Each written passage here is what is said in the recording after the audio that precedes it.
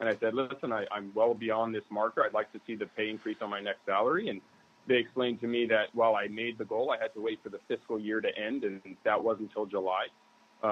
And being a very cocky 24-year-old who's the number one sales rep, I had a big ego, and I wasn't happy with that answer. And so I pretty much demanded that I get what I was entitled to, and if not, I was going to quit. And I thought that there was no chance that they were going to let me walk out the door, and they looked me in the face and called my bluff. And so I quit the very next day and started a payroll company out of my mom's kitchen called iChecks with a very good friend of mine. And that was kind of my first true launch into entrepreneurship, if you will, and my very first company. Well, okay, so let's talk about ADP for a second. What enabled you, or what skills did you possess that helped you succeed at ADP as their number one salesperson? Because I think it's important to understand it's not easy to go out there and sell a service. I've met ADP salespeople before. I do like their services. I've used them for a couple of companies in the past. But what skills did you possess to become that lead salesperson? Yeah. So first and foremost, it was a combination of many years of practice. We talked a lot about David Meltzer, but I interned or worked for a lot of his companies growing up. And that's one thing I highly recommend. I tell my children and I tell anyone who will listen to me that the biggest mistake I think millennials and young adults make is they don't intern enough. If it's all about money, and again, I wanted the freedom too, so I actually worked a job that paid me, and then I interned as well. And I always had an internship up through college. Because when you can intern from companies and business minds and people that are in the field or areas that you want to learn from, and you offer your time for free, most of them will say yes. They don't always have a job for someone, but they always have time for someone who just wants to volunteer, help, and learn. And David Meltzer helped shape my sales ability through that. And I came up with my own personal creed, and I think I mentioned it earlier, to make friends and have fun. And that's how I was successful at ADP. I never sold people. I don't believe in selling. What I believed in was making friends and connecting. And if I made friends with you and couldn't help, I honestly would tell you that and walk out. But what that does is that makes you say, you know what?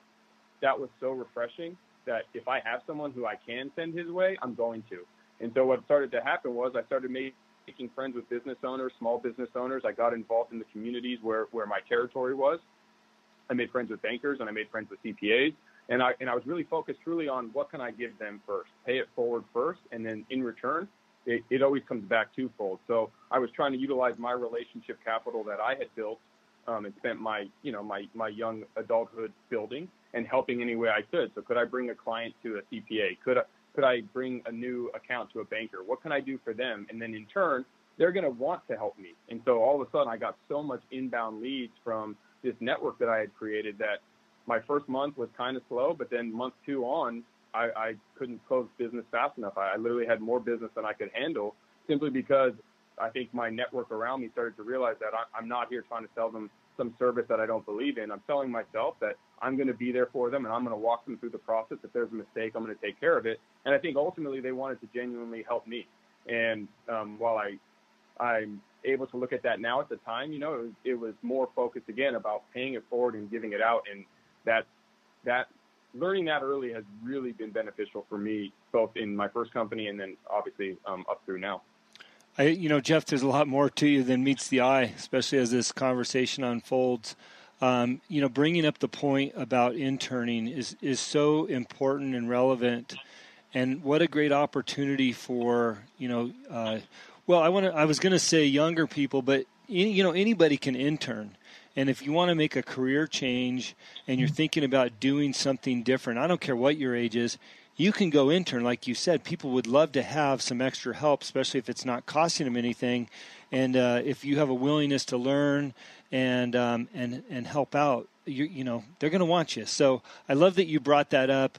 I do hear, David Meltzer talk about that a lot. Gary Vee, he's this mega marketing, guru out there, and he talks about it a lot. And the amount of time that you invest in interning pays tenfold. So that's a great lesson for people that you brought up. Thank you for sharing that. Can you mention some of the companies that you said you interned for some of Dave's companies, but what were some of the names and the types of businesses? Yeah, Global Web Video was one of the first internet sites that are companies that was able to put streaming video back on the computer, if you remember back before. So, for example, car dealerships, it used to just be still photos of a vehicle. But Dave's company ultimately would be able to make the car drive on the screen back when you had dial-up modems and the internet was somewhat new. Mm-hmm. So that was one. Corporate Connections, which was a company that really brought C-level executives, both CFOs and CEOs, into a corporate retreat setting where they could really sit down at a table with peers in different industries but similar position and titles, and really talk about challenges and issues and problems that they were facing, and have a setting, a true private one, maybe 5 or 6 people together, so it's not one-on-one, and really dive into some of the trials and tribulations that they're going through, and have someone who may share the same isolation feeling, because obviously in bigger companies, based on what your position is, you don't always have peers. Sometimes you have people that are just yes men and women, and they're not really giving you that honest advice or someone that you can bounce ideas off of.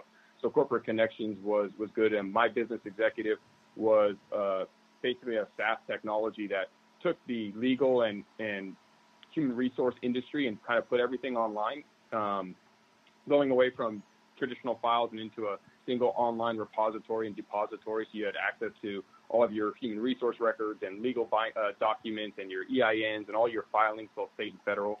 So that was a company. And then David Meltzer was the CEO of a publicly traded company called PCE Phone. It was one of the very first smartphone companies, and I got the opportunity to intern with him there. And then together with him at Sports One Marketing, it no longer was it internships, but we worked collaboratively in some of my previous companies together on some projects, and then here we are. So yeah. I've really had a wonderful opportunity to leverage and utilize Dave's successes and his journey, and really get an opportunity to be involved, even as a small, doing administrative tasks. When I first started, it didn't matter. Just being exposed to that and seeing how businesses actually work and how startups work and what problems they're going around, and getting the opportunity to ultimately meet people and them to see who I am when in my own light, I'm building my relationship capital. And I think that's one of the most important things we as people in business need to understand, is who you know and who values you and believes in you and what they view you as is important.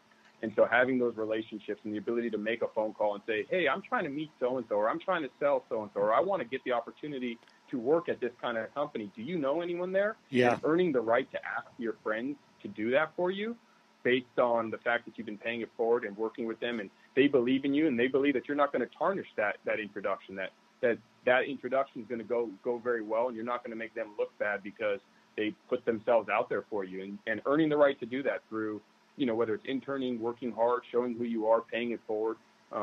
That's just been the keys that I've learned and picked up both from Dave and through my own other life experiences, and try to apply it every day. I love that statement as well, earning the right to ask for it based on your own actions and paying it forward. I haven't heard it put that way, but, in positions like you're in, and Dave and myself, you've got a lot of public appearance. People ask for a lot of stuff, and I think we all kind of analyze the person that's asking for something, and that goes through your mind, earning the right to ask. I'm always happy to pay it forward. I think you and I abide by the same principles. Paying it forward, it always comes back to you. I want to ask you about the business that you started after ADP, because, whether people that are listening know the size and magnitude of ADP, certainly you've seen the logo out there, so you can only imagine the magnitude of the company itself. You decided you're going to take on that industry and start your own business.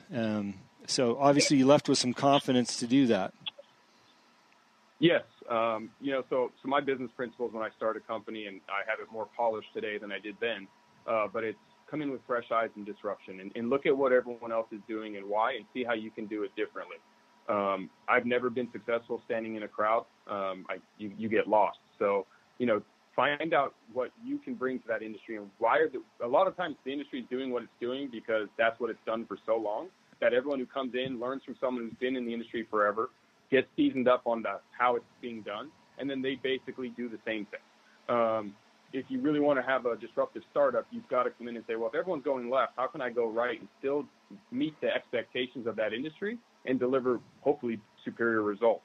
And so back when I started at ADP, there was a standard model. It was called a 55-2, where you made 50 phone calls a day. You got 5 appointments. You follow their talk track. You should close 2 deals. It was traditional, go door to door, stand there, bang on people's doors, cold call. And for us, that's just what I did when I was at ADP is I realized relationships is how you can sell your products and services, because people ultimately want to do business with people. The name of the brand, yes, we all love some exciting and hot brands. There's plenty out there that people really love or really hate and whatever they'll be. But when you get behind the people behind the company and you understand kind of what they're thinking, it gives you that confidence to know that, you know what, business and things are going to happen. But if I work with Jeff, I know he's going to take care of me. And I know that ultimately he's going to care about my business and I'm going to be safe. And everything that we need from our payroll and human resources is going to get done.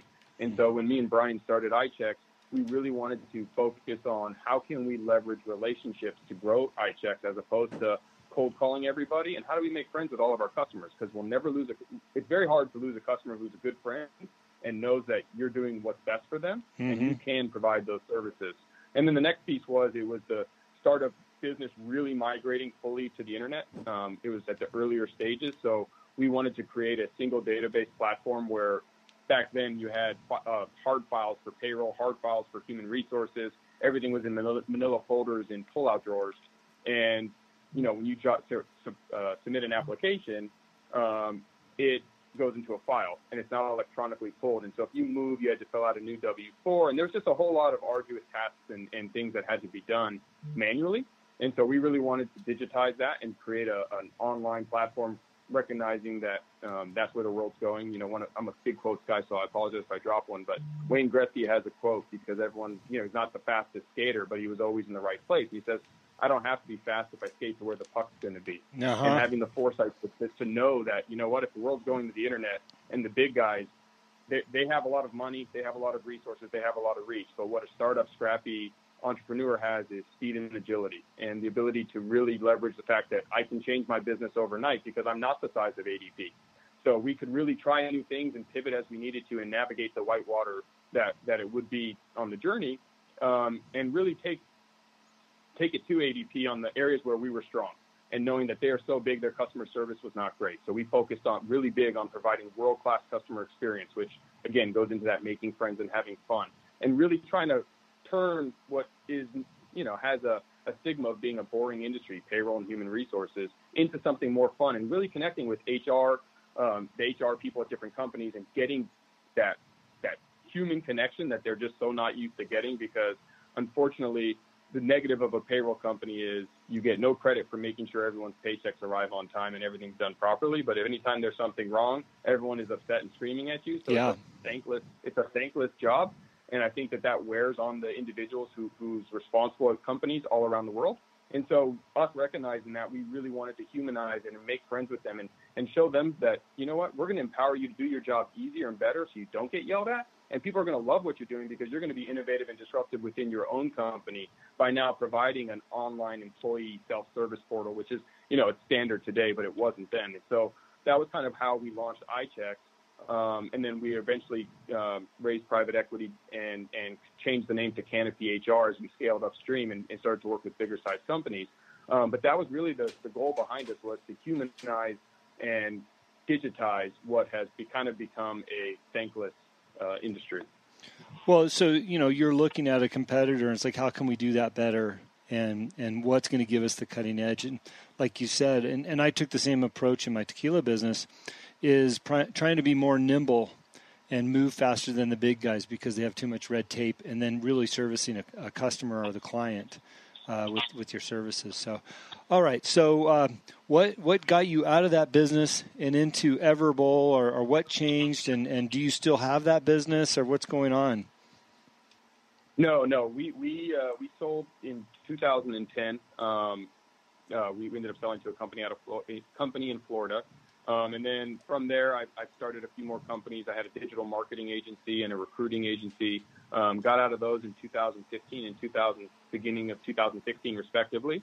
And then really kind of took a little bit to decide, you know what, it's time for me to truly marry the two biggest passions I have outside of my family, and that is healthy living and startups.